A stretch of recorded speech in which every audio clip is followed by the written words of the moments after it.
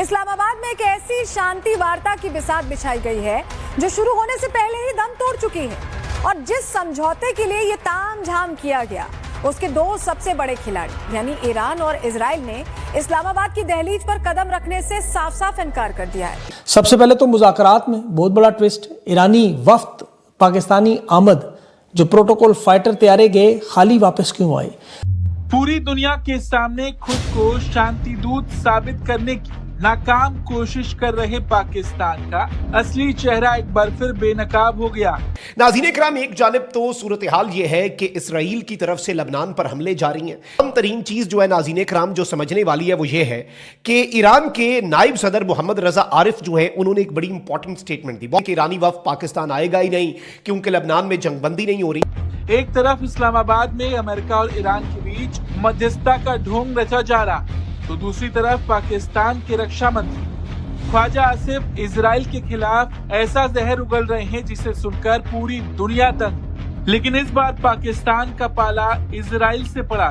प्रधानमंत्री Benjamin Netanyahu की एक कड़क फटकार ने पाकिस्तान इस कदर डराया कि चंद घंटों में ही उसने सरेंडर कर दिया। ये पाकिस्तान में मुज़ाकरात के अमल पर ख्वाजा आसिफ ने सबोताज किया, खतरनाक ट्वीट की या दौड़ गया, ये सारा मामला क्या हुआ, इसराइल के सामने घुटने क्यों टेके, ट्वीट किसने करवाई, किसने डिलीट, कोई बड़ा अहम इंटरेस्टिंग मामला। और अबनाए रमज़ की वजह से यूरोप में तेल की कीमतों में इजाफा, अवाम का पारा हाई, गाड़ियां सड़कों पर खड़ी करके शाहराहें बंद कर दी। और मशरिक़ वस्ता की सूरत हाल में बरतानवी वज़ीर आज़म अरब अमारात, सऊदी अरब, बहरीन और ड्रोन हमला हुआ, नामालूम ड्रोन हमला किसका था।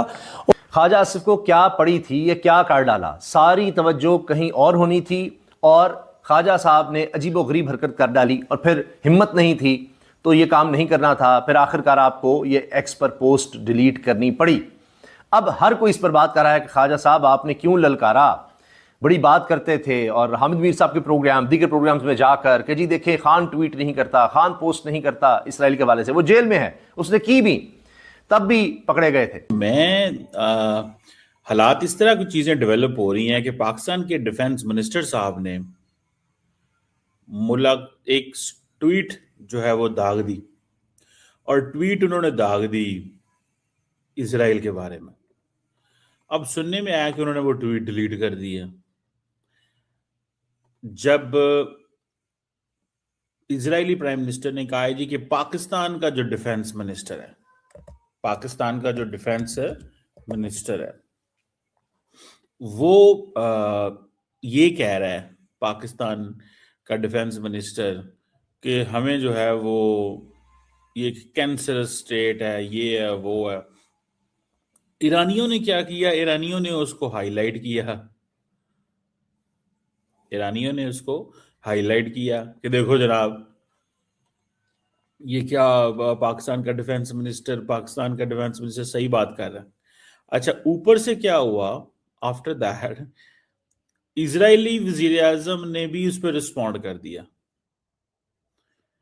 वो मैं ना अगले दिन सवाल ये पैदा होता है कि और उस ट्वीट के अंदर ख्वाजा आसिफ ने, मैं I am trying to find out, लेकिन I think I will not be able to find out the tweet. The reason behind is कि वो जो ट्वीट है अब शायद उन्होंने डिलीट कर दी है। मैंने उसको ढूंढने की कोशिश की है। पाकिस्तान में ट्विटर को ना बैन कर देना चाहिए। क्योंकि मैं क्यों बोल रहा हूँ, क्योंकि भाई शहबाज शरीफ को ट्वीट लिखने नहीं आते और ख्वाजा आसिफ इतने बड़े बड़े ट्वीट लिखता है जहां पर पाकिस्तान अपनी नाक के ऊपर कालक पोत लेता है। ये जो सो कॉल्ड टॉक्स होने वाली हैं, इसका क्या फ्यूचर है इसके बारे में तो पता नहीं, क्योंकि वहां पर अभी तक कोई पहुंचा नहीं है। लेकिन पाकिस्तान इस टाइम पे छाती पीट पीट के बोल रहा है कि साहब मैं ही मैं हूं। ठीक है, बड़ी बड़ी बातें की जा रही हैं, बड़ा बड़ा सब कुछ किया जा रहा है, सब कुछ हो रहा है, लेकिन पूरी जो गेम फंसी हुई है लेबनान के ऊपर, उसका कोई अभी तक जवाब नहीं है। इस्लामाबाद में कौन कौन से मेहमान आ चुके हैं और कौन कौन से आ रहे हैं, एम्बिग्विटी है, क्लैरिटी नहीं है, कुछ भी चीजें खुलकर अभी तक सामने नहीं आई। लेकिन मेहमान आने वाले हैं, उनकी सिक्योरिटी पहुंच चुकी है, उनकी गाड़ियां पहुंच चुकी है। अमेरिकन ऑब्वियस है, जेडी विंस आ रहा है, जैरेड कुशनर आ रहा है, स्टीव विटकॉफ आ रहा है, ये तो क्लियर है, और अमेरिका से जहाज उड़ भी चुके हैं। यहां तक किसकी पाकिस्तान में इस्लामाबाद में लैंडिंग हो चुकी है उसके बारे में अभी तक खबर नहीं है। ईरान की जानिब से कौन कौन आ रहा है या कौन आने वाला है, एम्बिग्विटी है, क्लैरिटी नहीं है। जो तस्नीम न्यूज एजेंसी है वो ये रिपोर्ट कर रही है कि ईरानियन ऑफिशियल्स पाकिस्तान में अभी तक नहीं आ रहे, रिलेक्टेंट है, और वो ये कह रहे हैं कि जब तक लेबनान के हवाले से मुकम्मल सीज़फायर नहीं होता हम पाकिस्तान में नहीं आएंगे। ये तस्नीम न्यूज एजेंसी ने रिपोर्ट किया, लेकिन अभी वॉल स्ट्रीट जर्नल ने तो शायद लोगों को लगता होगा पाकिस्तान के खिलाफ बोलते हैं, वो खिलाफ नहीं बोलते, वो पीछे भी वही लॉजिक होती है कि क्यों वो सारी बातें करवाई जाती हैं उनसे। सो ख्वाजा आसिफ साहब is a good, is a guy who makes narrative basically. उनको इस वक्त इस पोजीशन में रखा गया हुआ है कि आपने ये नैरेटिव बनाना है। भारत और पाकिस्तान की जंग में भी वो क्या करते थे, वो कोई ऐसी चुटकुला छोड़ देते थे, ठीक है। आपको याद होगा वो एक जर्नलिस्ट थी, क्या नाम था, अमेरिका बरतानिया से, तो वो ये हाइब्रिड निज़ाम, ईरान अमेरिका जंग को अपना ये समझ रहा है कि ये हमारे लिए, जिसे कहते हैं ना, ब्लेसिंग इन डिस्गाइज, यानी कि अल्लाह की रहमत नाजिल होगी हमारे लिए, क्योंकि हमारे पल्ले तो है कुछ नहीं। मुल्क के अंदर हम जलीलो ख्वार हो रहे हैं, गुर्बत, महंगाई, बेरोजगारी, अवामी नफरत, आइन तबाह, इंसानी हुकूक तबाह, अदलिया तबाह, मीडिया तबाह, कारकर्दगी है कुछ नहीं। 4 साल से हम बैठे हैं, बल्कि 4.25 साल से, और एक पाई का, एक टके का इजाफा नहीं कर सके हम इस कौम के अंदर बेहतरी में और इस मुल्क की भलाई और फलाह में, एक टके का। तो जो ऐसे लोग होते हैं ना, वो अपॉर्चुनिटी की तलाश में होते हैं कि कोई गैबी मदद मिल जाए यार, कोई आसरा हो जाए, कोई हमें ऐसी बैसाखी मिल जाए जिसके जरिए से हम बच जाएं। कर देती थी, ठीक है ना जी। और फिर दूसरा ये भी है, मेरे ख्याल है ख्वाजा आसिफ साहब ने डिलीट कर दिए ट्वीट, जिसमें उन्होंने कहा Israel is the evil and the curse for humanity while peace talks are underway in Islamabad, genocide is being committed in Lebanon, innocent citizens are being killed by Israel, first Gaza then Israel and now Lebanon. मतलब वो सारी बातें जो है ना वो कर रहे हैं। तो मतलब इसमें थोड़ा सा एक वो हत्ता तो है ना कि भाई क्या होगा, कैसे होगा, ये क्या, ठीक है। तो मैं इसको जब when I look at that, जरूरत ही कोई नहीं थी। ये कैंसर स्टेट है इजराइल, ये है। आपको पता है कि हमारे दोस्त इंडिया के अंदर मौका ढूंढ रहे होते हैं, दे आर फाइंडिंग अ वे। वो तो ढूंढ रहे हैं कि हम वो बताएं कि ये क्या सोचते हैं।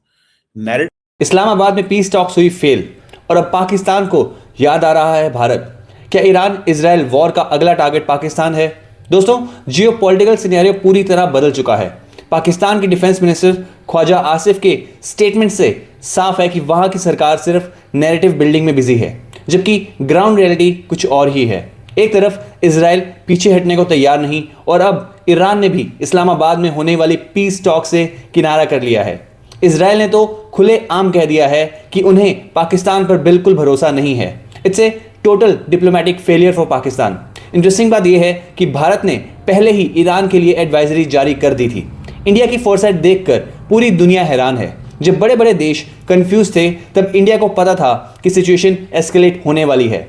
अब जब पानी सर से ऊपर जा चुका है, तब पाकिस्तान मीडिया में भारत की स्ट्रेटेजी की तारीफ हो रही है। क्या आपको लगता है कि पाकिस्तान अब भी सिचुएशन कंट्रोल कर पाएगा, या फिर ये सिर्फ शुरुआत है? आपका क्या मानना है? कमेंट सेक्शन में जरूर बताइए। एंड अगर आपको वीडियो अच्छा लगा हो तो वीडियो को लाइक और चैनल को सब्सक्राइब करना ना भूलें। मिलते हैं अगली वीडियो में। जय हिंद।